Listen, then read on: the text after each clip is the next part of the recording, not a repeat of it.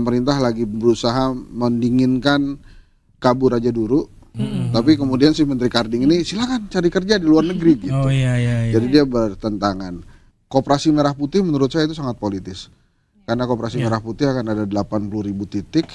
Wajar kalau sebagai ketua umum Gerindra juga presiden nggak rela kalau ini diberikan ke orang lain. Gitu. Saya nggak ngerti kenapa setiap tahun tuh ada masalah aja gitu. Kalau lo udah pernah haji, ya udah sih kasih kesempatan warga negara lain untuk berhaji juga. Jadi jangan masuk surga tuh sendirian gitu. Yang lain tadi aja. Nah kalau dari Pak Karding, memang dia banyak kontroversi sih.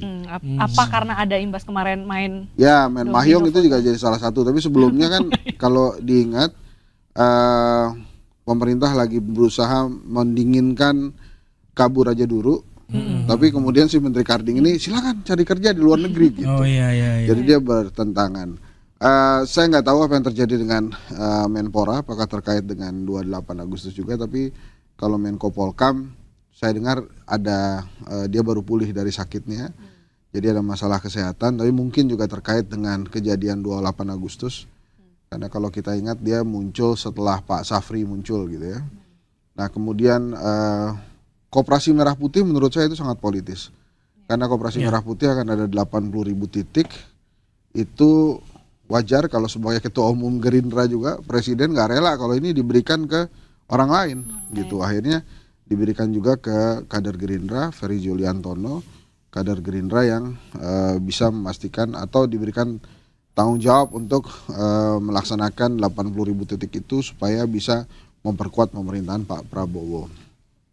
Kemudian ya kalau Menteri Haji memang menjalankan amanah undang-undang kan, jadi nggak ada yang menarik. Tapi memang ini menariknya adalah pasti Kementerian Agama ini agak waduh, aduh kuenya kebagi-bagi. Gimana ini diambil ke sana kan satu dirjen, waduh, ini apalagi nih kita nih.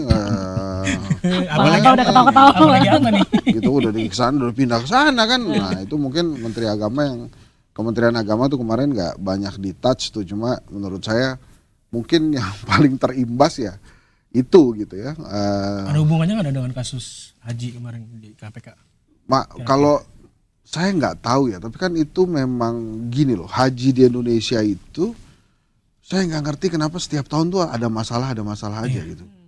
Saya tuh sempat usul bahwa kepada siapa tuh? Saya usul ke ini aja, jadi kalau saya diundang Okezone saya usul gitu. Aku pikir usul ke pemerintah lah ya, untuk pemerintah. Itu kan memang sih ada aturan kalau sudah haji baru bisa daftar 10 tahun kemudian. Ya, ada waiting list. Tapi kalau menurut saya itu tetap nggak fair. Karena waiting listnya itu waktu tunggunya itu sekitar 15-16 tahun. Jadi mestinya ada aturan, kalau lo udah pernah haji, ya udah sih kasih kesempatan warga negara lain untuk berhaji juga. Jadi jangan masuk surga tuh sendirian gitu. Yang lain tadi aja. Jadi maksud saya biar saya belum haji soalnya. Jadi saya pengen haji gitu ya. Kode. Iya, jadi kalau bisa korban antrian panjang juga itu diberikan kesempatan untuk yang belum haji. Kalau sudah sekali, 2 kali, 3 kali ya silakan. Kalau mau umroh ya umroh aja. Umroh bisa berkali-kali. Iya, umroh. Ya, sebetulnya haji juga soalnya ini sih haji bila mampu gitu kan, diajarinnya dari SD begitu. Saya banyak orang mampu gak sih? Bukan haji, harusnya haji sekali aja gitu kan. Oh diganti. Bukan haji bila mampu. Nah itu sih menurut saya dinamika. Tapi kalau dikupas 17+8 tuntutan itu juga semuanya itu tentang perut, tentang ekonomi gitu. Ini tentang keadilan sosial gitu ya. Orang tuh iri gitu, muak plus iri. Jadi maksud saya kenapa saya katakan muak plus iri? Itu udah dipotong anggarannya gajinya DPR sampai 65 juta, tapi tetap itu masih kegedean.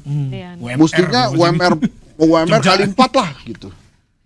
Saya pikir-pikir ya gak balik modal loh nanti. Enggak, kalau begitu terus ya, kalau begitu terus menurut saya nggak akan selesai. Karena basicnya kan udah hati tuh ya.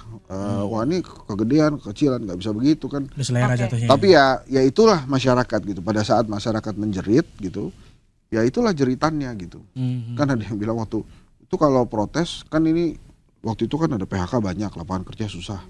Terus istana bilang gini, kalau protes pakai data dong, jangan pakai perasaan. Lah gimana? Kan gue ngerasain ya. Iya kalau perut lagi lapar tuh protes menjeritnya pakai data tuh agak lama tuh. logika ya nggak akan jalan menjerit tanpa aja logistik. ya makanya pakai perasaan juga kan nggak apa-apa. Ya itulah bisanya rakyat gitu. Apa ada kementerian yang belum dibahas sudah ya? Sudah, tapi supaya lebih lengkap lagi, kita ada informasi terkait kementerian-kementerian yang di reshuffle berikut ini. Oh. Nah, yang pertama sudah disebut ya sama Bang Henry Satrio, Purbaya Yudi Sadewa. Ini saat ini menjabat sebagai Menteri Keuangan, jabatan sebelumnya Ketua Dewan Komisioner. LPS. Nah, LPS. Ini belum apa-apa tadi saat serah terima sudah minta maaf atas Ya ucapannya. karena kemarin dia mungkin terlalu euforia ya, heboh gitu. Tapi confidence kan perlu di situasi Perlu. Tapi sebetulnya Pak Purbaya ini kalau nanti ada footage-nya pada saat pembacaan nota APBN itu pas Pak Prabowo salaman dengan ketua-ketua lembaga negara tuh Pak Prabowo udah kasih kode. Oh, saya Jadi skip tuh yang bagian itu. jadi pas begini-begini saya pikir kan dia habis nih masa jabatannya LPS. LPS ya. Terus diajak ngobrol juga saya sama ada wartawan tuh. Oh kalau saya rasa sih kalau ada reshuffle Menteri Keuangan diganti, gua rasa Purbaya yang gantiin. Dan benar. Dan benar gitu. Kenapa Hen? Kan ditanya dulu dong. Iya. Kok bisa gitu? Iya karena gua waktu itu lihat tuh Pak Prabowo begini-begini gitu. Oh belum viral sih bagian gitu-gitu ya? Ntar aku Ada cari kok deh ada di footage-nya tuh. sosial Tadi pas media. salaman-salaman Pak Prabowo. Oh, Oke, saya ke Kayak gitu. ini kayak Tidak awas tuh gitu. Kayak gitu Bang. saya ke Bang Anto. Kalau dari Bang Anto sendiri melihat posisi-posisi yang di reshuffle ini, apakah memang sudah tepat dengan kinerja selama ini? Memang perlu nih kementerian ini diganti atau memang tadi wah ini ada politisnya? Begini, saya cukup dekat secara pekerjaan dengan Ibu Sri Mulyani, Oh, juga dengan Pak Purbaya. Ya. bisik-bisik. Saya lagi nunggu nih. Ini ada spill yang Jadi tensinya jadi turun kalau saya. iya. Tadi udah ngegas kan? Bukan. Tadi saya turunin dulu. Gue lama-lama kan begini. Ya, saya jadi ngerasa suara saya kencengan, Oh, Pak iya. Hasanto. Dua-duanya saya kenal secara pekerjaan karena saya pernah menjadi anak buahnya Ibu Sri Mulyani. Dengan Pak Purboyo itu sering rapat dulu waktu dia kan lama di Menko Perekonomian ya. Gitu. Dua-duanya bagus. Tapi dari reshuffle ini saya sedih. Sedihnya bukan saya kemudian tidak mengatakan Pak Purbaya bagus gitu kan ya. Tapi saya mengenal bagaimana Ibu Sri Mulyani dengan segala plus dan minusnya. Dengan segala kesedihan dan keterpaksaannya. Keterpaksaan untuk Ya, tidak mudah untuk menjadi Menteri Keuangan. Dan betapa menyakitkan saya nggak ada pilihan. Kemudian harus mengkondisikan sesuatu itu sesuai dengan tuntutan gitu kan ya. Oh ada kenaikan ini sudah dikondisikan, yang mengkondisikan adalah lembaga yang memang mempunyai kewenangan untuk nanti membuat salah satu warna di Indonesia hijau putih tentang anggaran gitu kan ya. Tentu beliau sedih sekali ketika terjadi seperti ini. Apa yang dilakukan beliau itu sesuai dengan Undang-Undang Keuangan Negara. Beliau juga representasi dari pemerintah gitu ya. Tapi endingnya seperti ini. Ini seperti yang saya rasakan waktu kasus Senturi, Bang Ensa. Kesedihan ini. Tapi endingnya kok sama ya? Ya kan?